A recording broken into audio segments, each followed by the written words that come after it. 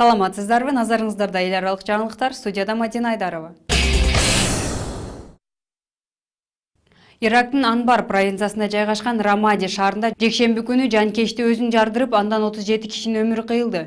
Курман болгондордун 22си коопсуздук кызматкерлери. Жергиликтүү полициянын маалыматына ылайык, жанкечти аскерлер жайгашкан имаратка жакын жерде өзүн жардырган. Быйыл жыл башынан бери Ирактын түндүгүндө өзүн ислам мамлекети деп атап алган экстремисттик топтун мүчөлөрү менен өкмөт күчтөрүнүн ортосунда салгылашуу уланып келүүдө. Орусиянын президенти Владимир Путин Украина бийликтери өлкө чыгышында конфликтти токтотуу үчүн бул аймакта мамлекеттүүлүк тууралуу сүйлөшүүлөрдү башташы керек экенин айтып чыкты. Бул тууралуу Путин Орусиянын 1 каналындагы маегинде билдирди. Анда орус президенти Украинанын түштүк чыгышында жашаган адамдарды мыйзамдуу кызыкчылыгын коргоо үчүн тезинен сүйлөшүүлөрдү баштоо керек деп билдирди.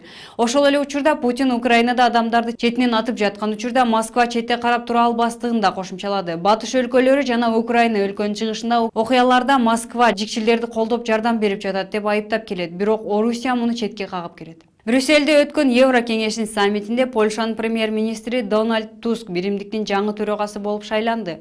Буга чейин бул кызматты Херман Ван Ромпей аркалап келген. Евро биримдиктин тышкы саясат боюнча комиссары Кэтрин Эштондун ордуна Италиянын тышкы иштер министри Федерико Могерини келди. 57 жаштагы Туск 2007 жылдан бери Польша өкмөтүн жетектеп келет. 41 жаштагы Федерико Могерини 2008 жылдан бери Италиянын төмөнкү палатасынын депутаты болуп келген.